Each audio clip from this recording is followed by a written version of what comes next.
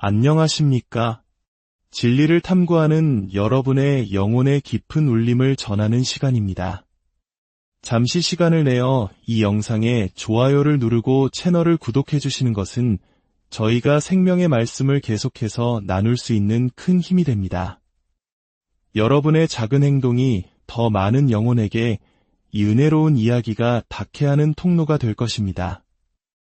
이 영상을 보시는 모든 분들의 삶에 하나님의 평강이 가득하기를 기도합니다. 오늘 우리는 성경에서 가장 심오하고도 중요한 만남 중 하나를 깊이 들여다보려 합니다. 한밤중 이스라엘 최고의 지성이자 종교 지도자가 조용히 한 청년을 찾아옵니다. 세상의 모든 지식과 존경을 한 몸에 받았지만 그의 영혼 깊은 곳에는 채워지지 않는 공허함과 풀리지 않는 질문이 있었습니다. 그의 이름은 니고데모입니다. 그리고 그가 찾아간 청년은 바로 예수 그리스도였습니다. 이 밤의 대화는 인류 구원의 가장 핵심적인 진리, 거듭남에 대한 문을 열어줍니다. 오늘의 이야기는 요한복음 3장, 우리 영혼의 운명을 가르는 예수님의 말씀, 사람이 거듭나지 아니하며입니다. 첫 번째로 우리는 예수를 찾아온 그 사람, 니고데모에 대해 먼저 알아야 합니다. 그는 결코 평범한 인물이 아니었습니다. 성경은 그를 바리새인이며 유대인의 지도자라고 소개합니다. 당시 바리새인은 율법에 있어서는 한치의 오차도 용납하지 않는 가장 보수적이고 엄격한 신앙을 가진 집단이었습니다. 그들은 성경의 모든 말씀을 글자 그대로 믿었으며 하나님의 주권, 천사의 존재, 부활과 영원한 심판까지 모두 믿는 정통 중의 정통 신앙인이었습니다. 오늘날로 치면 가장 신실하고 보수적인 신앙을 가진 이들이라 할 수 있습니다. 그런데 니고데모는 그 바리새인 중에서도 지도자, 즉 사내들인 공회의 회원이었습니다. 사내들인은 당시 이스라엘의 최고 의결기구이자 사법기관을 합쳐놓은 것과 같은 막강한 권위를 가진 곧이었습니다. 70명의 최고 지도자들로 구성된 이 그룹의 일원이라는 것은 그가 이스라엘 사회에서 학식, 부, 명예, 존경의 정점에 서 있었음을 의미합니다. 사람들은 영적인 문제에 대한 답을 얻기 위해 바로 이 니고데모에게 줄을 섰습니다. 예수님은 심지어 그를 이스라엘의 선생이라고 부르셨습니다. 그냥 선생이 아니라 그 선생, 즉 선생들을 가르치는 최고의 스승이라는 의미입니다. 그는 성경 박사였고 모든 이스라엘 백성이 우러러보는 영적 거인이었습니다. 그런 그가 왜 아무도 보지 않는 깊은 밤에 30대 초반의 젊은 목수 예수를 찾아왔을까요? 성경이 밤에 찾아왔다고 기록한 데에는 두 가지 깊은 의미가 있습니다. 첫째는 자신의 명성과 체면 때문이었을 겁니다. 이스라엘 최고의 선생이 이름 없는 시골 출신 청년에게 가르침을 구하러 간다는 사실이 알려지면 그의 명성은 땅에 떨어질 수도 있었습니다. 그는 자신의 명성을 지켜야 했습니다. 하지만 요한복음에서 밤과 어둠은 단순히 시간이 어둡다는 것을 넘어 영적인 어두움, 진리를 깨닫지 못하는 상태를 상징합니다. 니고데모는 세상의 모든 지식을 가졌지만 그의 영혼은 여전히 어둠 속에 있었던 것입니다. 그는 빛으로 오신 예수님께 나아왔지만 아직은 어둠에 속한 자였습니다. 니고데모는 예수님께 공손히 말합니다. 랍비여, 우리가 당신은 하나님께로부터 오신 선생인 줄 아나이다. 하나님이 함께 하시지 아니하시면 당신이 행하시는 이 표적을 아무도 할 수 없음이니이다. 그는 예수님이 행하신 기적, 특히 물로 포도주를 만드신 표적을 보고 예수님이 평범한 분이 아님을 직감했습니다. 그는 예수님을 하나님께서 보내신 위대한 선생 정도로 생각했던 것입니다. 그는 자신의 지식에 몇 가지를 더 채워넣기 위해 예수를 찾아왔습니다. 하지만 예수님은 그의 질문을 기다리지 않으셨습니다. 마치 그의 영혼 깊은 곳을 꿰뚫어 보시는 듯 대화의 본질로 바로 뛰어드십니다. 예수님은 니고데모의 마음속 가장 깊은 질문, 그가 차마 입 밖으로 꺼내지 못했던 영혼의 갈증을 정확히 아셨습니다. 이것이 바로 니고데모가 들었던 충격적인 메시지입니다. 예수께서 대답하여 이르시되 진실로 진실로 내게 이르노니 사람이 거듭나지 아니하면 하나님의 나라를 볼 수 없느니라. 진실로 진실로 라는 표현은 예수님께서 가장 중요하고 절대적인 진리를 선포하실 때 사용하신 표현입니다. 예수님은 니고데모의 지식이나 지위, 종교적 열심에 대해 전혀 말씀하지 않으셨습니다. 그 모든 것을 뛰어넘는 단 하나의 절대적인 조건, 거듭남을 말씀하셨습니다. 거듭나다는 것은 위로부터, 즉 하늘로부터 다시 태어나는 것을 의미합니다. 이 말씀에 이스라엘 최고의 지성은 큰 충격에 빠집니다. 그는 이 영적인 진리를 육적인 차원에서밖에 이해하지 못했습니다. 사람이 늙으면 어떻게 날 수 있사옵나이까? 두 번째 모태에 들어갔다가 날 수 있사옵나이까?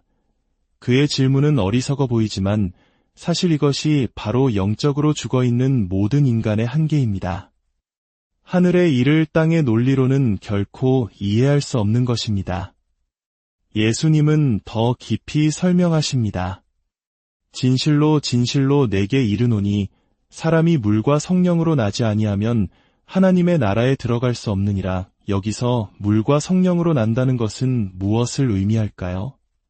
어떤 이들은 이것이 물세례를 의미한다고 오해하지만 그것은 진리의 본질을 놓치는 것입니다. 예수님은 구약 성경의 대가인 니고데모에게 그가 마땅히 알고 있어야 할 진리를 상기시키고 계셨습니다. 구약 에스겔 36장에는 하나님께서 새 언약의 백성에게 행하실 일에 대해 이렇게 예언되어 있습니다. 맑은 물을 너희에게 뿌려서 너희로 정결하게 하되 곧 너희 모든 더러운 것에서와 모든 우상 숭배에서 너희를 정결하게 할 것이며 또 새 영을 너희 속에 두고 새 마음을 너희에게 주되 너희 육신에서 굳은 마음을 제거하고 부드러운 마음을 줄 것이며 또 내 영을 너희 속에 두어 너희로 내 율례를 행하게 하리니 너희가 내 규례를 지켜 행할지라. 예수님이 말씀하신 물은 바로 우리의 죄와 더러움을 씻어내는 성령님의 정결케 하시는 사역을 상징하는 은유입니다. 그리고 성령은 우리에게 새 마음과 새 생명을 주시는 성령님의 창조적인 사역을 의미합니다. 즉, 거듭남이란 성령 하나님께서 우리의 죄로 죽고 돌처럼 굳어버린 영혼을 깨끗하게 씻으시고 그 안에 하나님의 생명을 불어넣어 완전히 새로운 피조물로 만드시는 초자연적인 기적인 것입니다. 이는 인간의 노력이나 종교행위, 선행이나 지식으로 이룰 수 있는 일이 결코 아닙니다. 이것은 전적으로 하나님의 주권적인 역사입니다. 예수님은 이 신비로운 성령의 역사를 또 다른 비유로 설명하십니다. 바람이 임의로 불매 내가 그 소리는 들어도 어디서 와서 어디로 가는지 알지 못하나니 성령으로 난 사람도 다 그러하니라. 바람은 어떻습니까? 우리는 바람을 조종할 수 없습니다. 바람을 일으킬 수도 멈출 수도 방향을 바꿀 수도 없습니다. 바람은 보이지 않지만 우리는 나뭇잎이 흔들리는 것을 보고 피부에 닿는 감촉으로 바람이 분다는 것을 압니다. 성령의 역사도 이와 같습니다. 성령님은 하나님의 주권적인 뜻에 따라 일하십니다. 우리가 예상하지 못한 사람에게 예상하지 못한 시간에 임하실 수 있습니다. 우리는 성령님을 눈으로 볼 수 없지만 한 사람의 삶이 변화되고 죄를 미워하고 하나님을 사랑하게 되는 모습을 통해 성령께서 그 영혼 안에 일하셨음을 알게 됩니다. 이 모든 설명에도 불구하고 니고데모는 여전히 이해하지 못합니다. 어찌 그러한 일이 있을 수 있나이까? 그의 마음은 혼란으로 가득 찼습니다. 바로 이때 우리는 니고데모가 가져야 했던 마음가짐이 무엇인지 깨닫게 됩니다. 그것은 자신의 지식과 의를 내려놓는 겸손이었습니다. 예수님은 그를 부드럽게 책망하십니다. 너는 이스라엘의 선생으로서 이러한 것들을 알지 못하느냐? 이 말씀은 내가 그토록 구약 성경을 잘 안다고 하면서 어떻게 영적인 출생에 대한 핵심 진리를 모르느냐는 뜻입니다. 예수님은 이어서 말씀하십니다. 내가 땅의 일을 말하여도 너희가 믿지 아니하거든 하물며 하늘의 일을 말하면 어떻게 믿겠느냐? 하늘에서 내려온 자, 곧 인자 외에는 하늘에 올라간 자가 없느니라. 이 말씀은 엄청난 선언입니다. 예수님은 지금 자신이 하늘의 모든 비밀을 알고 있는 유일한 존재이며 하나님 자신임을 드러내고 계십니다. 니고데모가 그토록 찾아 헤매던 진리의 해답은 다른 어떤 가르침이나 철학에 있는 것이 아니라 바로 지금 자기 눈앞에 서 있는 예수님 자신에게 있었던 것입니다. 이제 예수님은 이 혼란에 빠진 영혼에게 구원의 길, 그가 받아야 할 자비를 명확하게 보여주십니다. 예수님은 니고데모가 가장 잘 아는 구약의 한 사건을 끄집어내어 십자가의 복음을 설명하십니다. 모세가 광야에서 뱀을 든 것 같이 인자도 들려야 하리니 이는 그를 믿는 자마다 영생을 얻게 하려 하심이니라. 이것이 무슨 이야기입니까? 이스라엘 백성이 광야에서 하나님께 불평하고 원망하는 죄를 지었을 때 하나님은 불뱀들을 보내 그들을 심판하셨습니다. 뱀에 물린 자들은 고통 속에서 죽어갔습니다. 그들의 죄에 대한 당연한 결과였습니다. 백성들이 모세에게 부르짖으며 회개했을 때 하나님은 그들에게 자비를 베푸셨습니다. 그런데 그 방법이 참으로 이상했습니다. 하나님은 모세에게 노스로 뱀을 만들어 장대 위에 매달아라. 물린 자마다 그것을 쳐다보면 살리라고 명하셨습니다. 생각해 보십시오. 뱀에 물려 죽어가는 사람에게 해독제를 주거나 치료를 해주는 것이 아니라 그저 장대 위에 달린 넛뱀을 쳐다보라고 하십니다. 어떤 이들은 그 말을 어리석다 여기고 비웃었을 것입니다. 그리고 그들은 죽었습니다. 하지만 하나님의 말씀을 믿고 자신의 상태를 비관하거나 다른 방법을 찾지 않고 오직 순종하는 마음으로 장대 위의 넛뱀을 쳐다본 사람들은 모두 기적적으로 살아났습니다. 그 놋뱀 자체에 능력이 있었던 것이 아닙니다. 하나님의 말씀을 믿고 순종하는 그 믿음이 그들을 살린 것입니다. 예수님은 바로 이 사건이 앞으로 자신에게 일어날 일에 대한 그림자라고 말씀하십니다. 모세가 장대 위에 넛뱀을 높이 든 것처럼 인자, 즉 예수님 자신도 십자가라는 나무 위에 높이 들려야 한다는 것입니다. 십자가 위에서 죄 없으신 예수님은 인류의 모든 죄를 상징하는 뱀처럼 되셨습니다. 죄를 알지도 못하신 그분께서 우리의 죄와 저주를 대신 짊어지시고 하나님의 심판을 받으셨습니다. 그리고 이제 하나님은 온 인류에게 동일한 약속을 주십니다. 죄라는 독사에 물려 영원히 죽을 수밖에 없는 우리 모두에게 십자가에 달리신 예수를 믿음으로 바라보기만 하면 누구든지 영원한 생명을 얻을 것이라고 약속하십니다. 자신의 선행이나 노력, 종교적인 배경을 의지하는 것이 아닙니다.